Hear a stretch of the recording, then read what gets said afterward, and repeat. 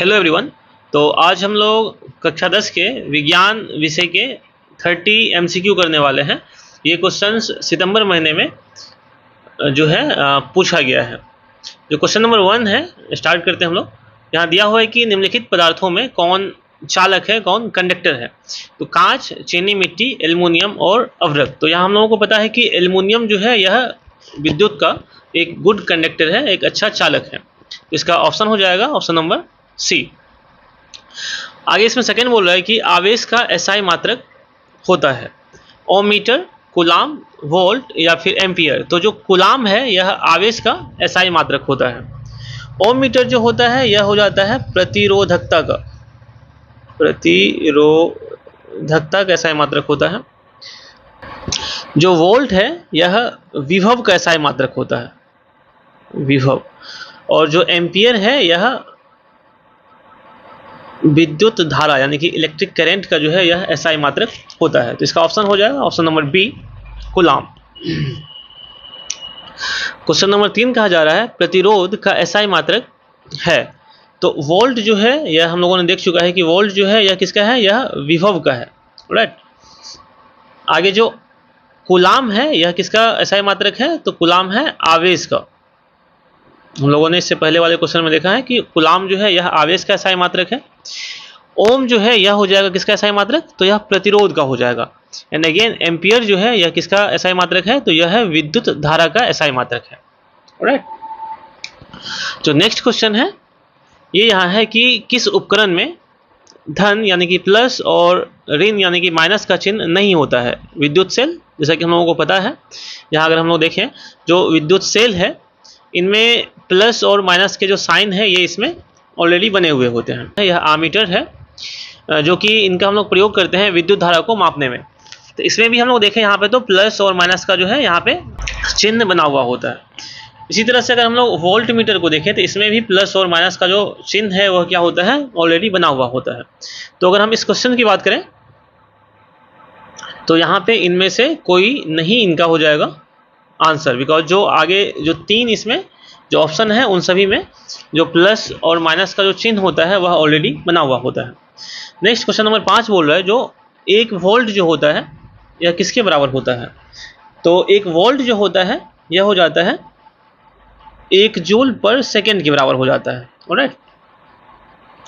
Next question number 6 बोल रहा है धारा मापने का यंत्र क्या कहलाता है। इनसे पहले हम लोग देख चुके हैं जो विद्युत धारा जो है मापने का जो यंत्र है इन्हें हम लोग क्या बोलते हैं, आमीटर बोलते हैं। आमीटर के द्वारा हम लोग क्या करते हैं, विद्युत धारा को मापते हैं। एम्पियर जो होता है इनसे हम लोग मापते हैं विद्युत शक्ति को, ऑलराइट। एम्पियर से हम लोग क्या करते हैं, विद्युत शक्ति को मापते हैं। नेक्स्ट जूल जो है, जूल से हम लोग कार्य या फिर ऊर्जा को मापते हैं। वोल्ट मीटर से अगेन हम लोग किसे मापेंगे, विभव को मापते हैं, ऑलराइट। तो इसका जो आंसर है यह हो जाएगा आमीटर, जिनसे हम लोग विद्युत धारा को मापते हैं, ऑलराइट। नेक्स्ट हम लोग आते हैं क्वेश्चन नंबर 7 पे। क्वेश्चन नंबर 7 कह रहा है जो ओम का नियम क्या दिखाता है। तो ओम का नियम जो है यह विद्युत धारा से संबंधित है। इनको हम लोग एक बार देख लेते हैं। जो ओम का नियम है यह कहता है जो किसी चालक तार के माध्यम से बहने वाली विद्युत धारा जो होती है या विद्युत का जो प्रवाह होता है की तीव्रता उस तार के प्रतिरोध के व्युत्क्रमानुपाती हो जाता है। अर्थात कहने का मतलब हो गया जो V जो है इक्वल टू हो जाएगा IR। यहाँ पे जो V है यह हो जाता है वोल्टेज या फिर हम लोग बोल सकते हैं इसका विद्युत विभवांतर हो जाता है। I जो है यह क्या हो जाता है, विद्युत का प्रवाह हो जाता है जो कि एम्पियर इनका एसआई मात्रक हो जाता है। और R जो है यह रेसिस्टेंस हो जाता है जिसे हम लोग क्या कहते हैं, प्रतिरोध कहते हैं। तो यहाँ अगर हम लोग ऑप्शन देखें इसमें जो ओम का नियम क्या दिखाता है, तो ओम का नियम जो है यह क्या दिखाएगा, ऑप्शन नंबर सी हो जाएगा V equal to IR। Question number 8 कहा जा रहा है कि एक विद्युत यूनिट जो होता है यह किसके बराबर होता है। तो जो एक विद्युत यूनिट है यह हो जाता है 1 किलोवाट घंटा के बराबर हो जाता है। नाउ क्वेश्चन नंबर जो 9 है ये कहा जा रहा है कि विद्युत बल्ब में फिलामेंट किसका बना हुआ होता है। तो जो विद्युत बल्ब का फिलामेंट होता है यह बना हुआ होता है टंगस्टन का बना हुआ होता है। तांबा जो है यह भी विद्युत धारा का कंडक्टर है, गुड कंडक्टर है, लोहा भी है और स्टील भी है, लेकिन जो बल्ब का जो फिलामेंट होता है यह बना हुआ होता है टंगस्टन का। नेक्स्ट क्वेश्चन नंबर 10 कहा जा रहा है कि 1 HP यानी कि जो हॉर्स पावर होता है, इसे हम लोग अश्व शक्ति कहते हैं, यह किसके बराबर होता है? जो 1 हॉर्स पावर होता है यह बराबर होता है 746 वाट के बराबर होता है। नेक्स्ट हम लोग देखते हैं क्वेश्चन नंबर 11, धातुओं के ऑक्साइड जो होते हैं यह सामान्यतः होते हैं, जो धातुओं के जो ऑक्साइड होते हैं यह सामान्यतः क्या होते हैं? बेसिक होते हैं, यानी कि जो है क्षारीय होते हैं ये, या फिर हम लोग बोल सकते हैं इनको भास्मिक होते हैं। ऑलराइट, जो अधातु के जो ऑक्साइड होते हैं यह क्या हो जाते हैं? यह हो जाते हैं अम्लीय। तो अम्लीय जो होते हैं यह किनके अधातु हो जाते हैं? अम्लीय जो होते हैं यह अधातु के जो ऑक्साइड होते हैं यह सामान्यतः क्या होते हैं? अम्लीय हो जाते हैं। और जो धातु के जो ऑक्साइड होते हैं यह सामान्यतः क्या हो जाते हैं? यह बेसिक यानी कि क्षारीय या फिर भास्मिक हो जाते हैं। नेक्स्ट बढ़ते हैं क्वेश्चन नंबर 12 पे। तो क्वेश्चन नंबर 12 यहाँ पे कहा जा रहा है कि निम्नलिखित अयस्कों में से एल्युमिनियम का कौन सा अयस्क है? जो यहाँ पे अगर हम ऑप्शन देखें, जो डोलोमाइट है यह अयस्क है मैग्नीशियम का, ऑलराइट, Mg यानी कि मैग्नीशियम का है। बॉक्साइट जो है यह है अयस्क एल्युमिनियम का। तो यहाँ पे पूछा ही जा रहा है कि एल्युमिनियम का अयस्क इनमें से कौन सा है? तो यह हो जाएगा ऑप्शन नंबर बी। अगर सी कहा जा रहा है जो हेमेटाइट है यह जो है यह अयस्क हो जाएगा Fe का, यानी कि फेरस का, यानी कि लोहा का। और जो मैलेकाइट है यह हो जाएगा कॉपर का, यानी कि Cu का। तो इस तरह हम लोग देखेंगे यहाँ पे जो इसका आंसर है यह हो जाएगा option number B, bauxite. Next हम लोग बढ़ते हैं क्वेश्चन नंबर 13 पे। यहाँ कहा जा रहा है कि निम्नलिखित इलेक्ट्रॉनिक विन्यास वाले तत्वों में कौन अधातु है? तो यहाँ हमें पहचानना है कि जो कौन से जो तत्व हैं यह क्या है? अधातु है। तो सबसे पहले अगर हम लोग यहाँ पे देखें तो जो इनका जो इलेक्ट्रॉनिक विन्यास दिया हुआ है 2, 8, 3, अगर हम इनको जोड़े कुल मिला के तो 8, 2, 10, 3, 13 हो जाएगा। और जो परमाणु संख्या 13 है यह हो जाता है एल्युमिनियम का। इसी तरह से अगर हम यहाँ पे देखें 8, 2, 10, 1, 11 जो है यह हो जाता है सोडियम का। इसी तरह से हम यहाँ पे देखें जो 8, 2, 10, 10, 10, 18, 10, 28, 28, 2, 30 जो है यह हो जाता है जिंक का। और जो आगे हम लोग देखें यहाँ पे 8, 2, 10, 5, 15 जो परमाणु संख्या है यह हो जाता है फास्फोरस का, यानी कि पी का। यहाँ पे कहा जा रहा है कि जो कौन सा अधातु है, तो अगर हम यहाँ पे देखें जो एल्युमिनियम है यह धातु हो जाएगी, सोडियम अगेन धातु है, जिंक भी जो है यह भी धातु है। तो यहाँ पे जो फास्फोरस है केवल यही एक ऐसा एलिमेंट है जो क्या है? अधातु है। इनका जो पीरियोडिक टेबल जो है मैंने यहाँ पे इनका कटआउट लगा दिया है। यहाँ अगर हम लोग आप लोग देखें जो धातु और अधातु के बारे में क्लियर यहाँ पे मेंशन किया गया है। यहाँ पे हम लोग जो भी तत्व देख रहे हैं जिनका कि कलर जो है पर्पल टाइप का है, ये सभी के सभी क्या है? अधातु है। यहाँ पे हम लोग अगर देखें जो ऑप्शन नंबर यहाँ पे जो पी है परमाणु संख्या 15 जो कि फी है फास्फोरस, ये किस में आ रहा है? यह आ रहा है नॉन मेटल्स में, यानी कि अधातु में आ रहे हैं। ऑलराइट, क्वेश्चन नंबर 14 यहाँ कहा जा रहा है कि उच्च विद्युत ऋणात्मकता के कारण धातुओं के परमाणु आसानी से बना सकते हैं। तो ये क्या हो जाता है? धनाविष्ट आयन, यानी कि जो पॉजिटिव आयन है ये इनके द्वारा बनाया जाता है। सहसंयोजक बंधन जो है यह जब कोई दो तत्व है वह आपस में जब रासायनिक अभिक्रिया करते हैं और दोनों साझा में बनाते हैं तब यहाँ पे बन जाता है सहसंयोजक बंध। जैसे कि हम लोग बोले H2O वाटर या फिर CO2। तो यहाँ पे जो तत्व हैं, 2 या 2 से अधिक जो तत्व होते हैं यह आपस में क्या करते हैं? जो एक बंधन बनाते हैं, जिसे हम लोग कोवैलेंट बॉन्ड या फिर सहसंयोजक बंधन कहते हैं।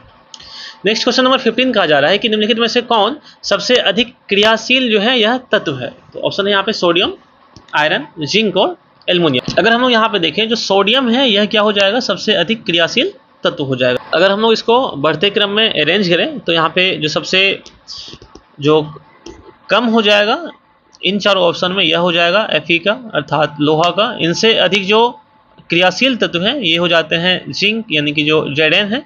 और इनसे अधिक क्रियाशील जो तत्व हैं ये हो जाएगा एल्युमिनियम। और जो सबसे अधिक क्रियाशील तत्व है यह हो जाएगा सोडियम, यानी कि Na। तो हम लोग यहाँ पे अगर इस ऑप्शन में देखें तो जो सोडियम है ऑप्शन नंबर ए, ये क्या हो जाएगा? यहाँ पे सही हो जाएगा। नेक्स्ट हम लोग देखते हैं क्वेश्चन नंबर 16। यहाँ पे कहा जा रहा है कि निम्नलिखित में से कौन विद्युत का सर्वोत्तम चालक है? जो सबसे जो अच्छा चालक है, गुड कंडक्टर है, वह इसमें से कौन सा है जो बेस्ट कंडक्टर है?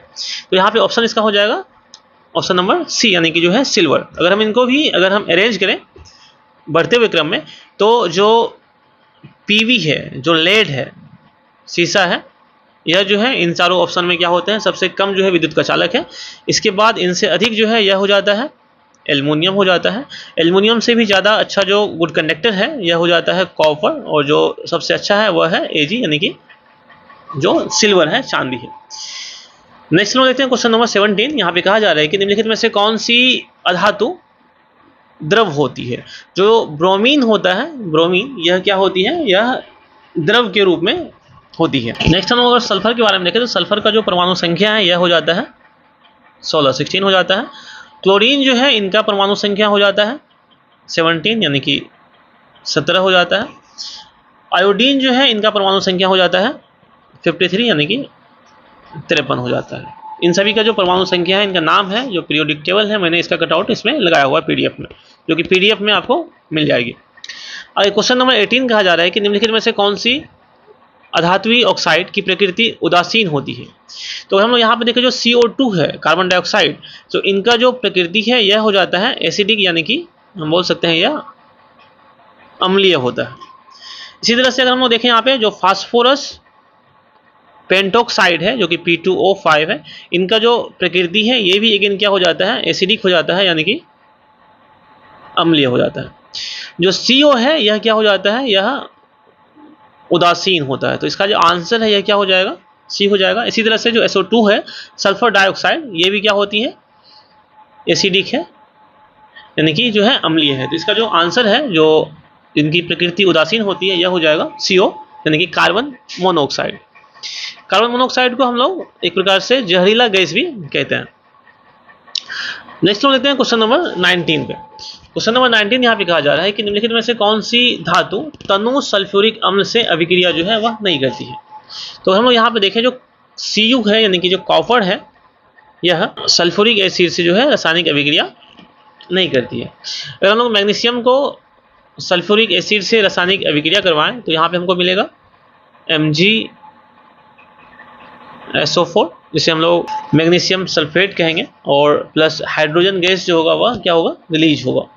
इसी तरह से अगर हम लोग Fe को H2SO4 सल्फ्यूरिक एसिड के साथ में रासायनिक अभिक्रिया कराएं तो यहाँ पे हमें मिलेगा फेरस सल्फेट यानी कि FeSO4 प्लस H2 गैस जो है वह रिलीज होगा। इसी प्रकार से हम लोग जिंक को H2SO4 सल्फ्यूरिक एसिड के साथ में रासायनिक अभिक्रिया करवाते हैं तो हमें ZnSO4 प्लस H2 गैस जो है वह रिलीज होता है। तो ये क्या हो जाएगा, ZnSO4 यानी कि जिंक सल्फेट और हाइड्रोजन गैस जो होता है यहाँ पे यह रिलीज होता है। तो यहाँ पे इनका जो ऑप्शन है यह हो जाएगा option number B, Cu copper, जो कि सल्फ्यूरिक एसिड जो होती है यानी कि एक्वस तनु इनसे अभिक्रिया नहीं करती है।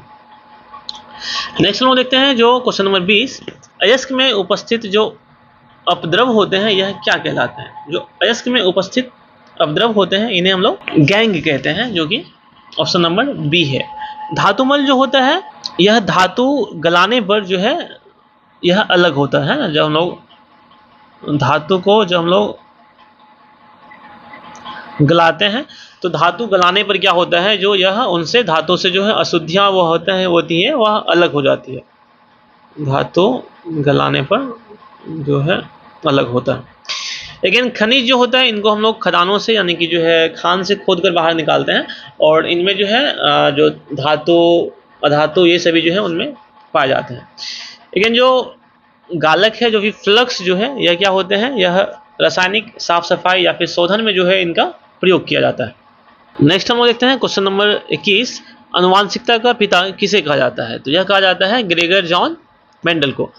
जो हरोल्ड यूरे है, इनका जो सिद्धांत था यह क्या था, जो ब्रह्मांड में जीवन की जो उत्पत्ति है इनके बारे में इनका सिद्धांत दिया गया था। जो चार्ल्स रॉबर्ट डार्विन है, इनका जो सिद्धांत है यह है प्राकृतिक चुनाव द्वारा प्राणियों का जो विकास है, यह जो है इनका सिद्धांत डार्विन के द्वारा दिया गया था। तो जो क्वेश्चन नंबर 22 है अब ये भी हो जाएगा, जो प्राकृतिक चुनाव द्वारा प्राणियों का जो विकास है यह किनका मत है। तो यह है किसका मत है, यह तो डार्विन का है। जो है लामार्क जो है इन्होंने जीवों के विकास के बारे में, है ना, लामार्क जो है इन्होंने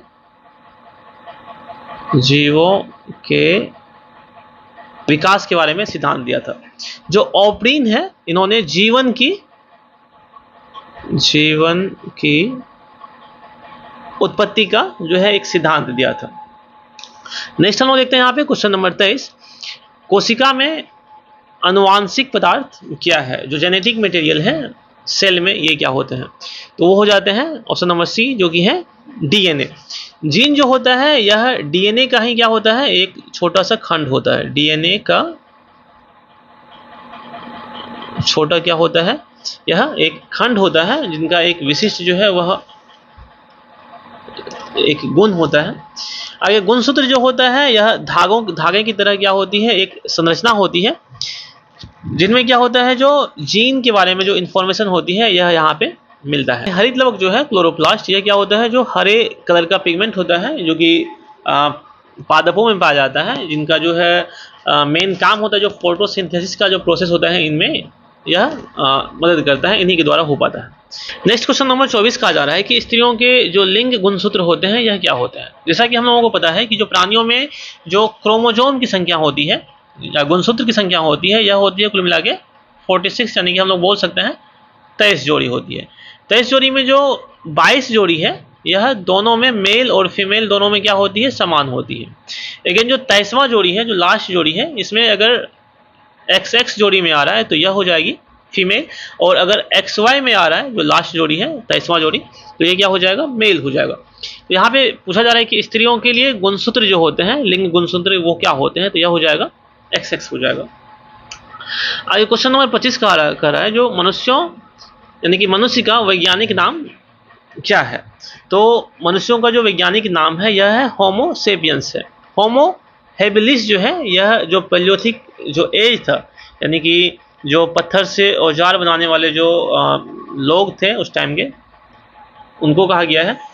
उसी तरह से जो होमो इरेक्टस है, यह जो छोटे कद और जो मोटे मनुष्य जो थे उनको होमो इरेक्टस कहा जाता है, जो कि मेनली चीन और जो है ताइवान, इनमें मिलता है। आगे क्वेश्चन नंबर 26 कहा जा रहा है कि किसी जीव की जीन संरचना उस जीव का क्या कहलाता है? तो यह क्या कहलाता है, जो जीनोटाइप और जीन प्रारूप दोनों सेम ही है, तो ऑप्शन नंबर हो जाएगा सी, ए और बी दोनों। तो किसी भी जीव की जो जीन संरचना है वो क्या हो जाएगा, वो हो जाएगा जीन प्रारूप या फिर जीनोटाइप, दोनों हो जाएगा, यानी कि ऑप्शन इसका हो जाएगा ऑप्शन नंबर सी हो जाएगा। नेक्स्ट हम देखते हैं क्वेश्चन नंबर 27 को। यहाँ पे कहा जा रहा है जो मेंडल ने अपने प्रयोगों के लिए किस पौधे को चुना था? तो यह था जी मटर का पौधा। ऑलराइट, तो मटर के पौधे पे जो है मेंडल ने अपना जो है प्रयोग किया था। नेक्स्ट देखते हैं क्वेश्चन नंबर 28। यहाँ बोल रहे जो द ओरिजिन ऑफ स्पाइसेस नामक पुस्तक किसके द्वारा जो है वह लिखा गया था? तो यह लिखा गया था डार्विन के द्वारा। ऑलराइट, जो द ओरिजिन ऑफ स्पाइसेस ये लिखा गया था डार्विन के द्वारा। आगे कहा जा रहा है कि जो मेंडल ने एक संकर प्रयोग में F2 पीढ़ी में जीन प्रारूपी अनुपात क्या पाया था? तो यह पाया था जी 1:2:1, यानी कि 1:2 और 1 पाया था। आगे क्वेश्चन नंबर 30 यहाँ पे कहा जा रहा है कि जो एक ही प्रजाति के बीच आपस में प्रजनन क्या कहलाता है? जो यह कहलाता है अंतः प्रजनन कहलाता है। जो अंतर प्रजनन होता है यह क्या होता है, जो एक दूसरे से जो जुड़े जीव होते हैं उनके बीचों में अगर होता है तो उसे हम लोग अंतर प्रजनन कहते हैं। जो अंतर प्रजनन होता है यह एक ही प्रजाति के जो बीज जो होता है आपस में जो प्रजनन होता है यह बोलते हैं हम लोग इनब्रीडिंग बोलते हैं। और जो एक्सटर्नल रिप्रोडक्शन होता है यह क्या होता है, जिसे हम लोग देखते हैं जो पादप जो छोटे पुष्प होते हैं इनमें जो प्रजनन होती है यह हो जाती है बाह्य प्रजनन हो जाती है। तो कुल मिलाकर जो 30 क्वेश्चंस थे जो ऑब्जेक्टिव में पूछे गए थे यह क्लियर हो चुका है। जो इनका PDF है यह कमेंट सेक्शन में पिन कर दिया जाएगा। So thank you for watching.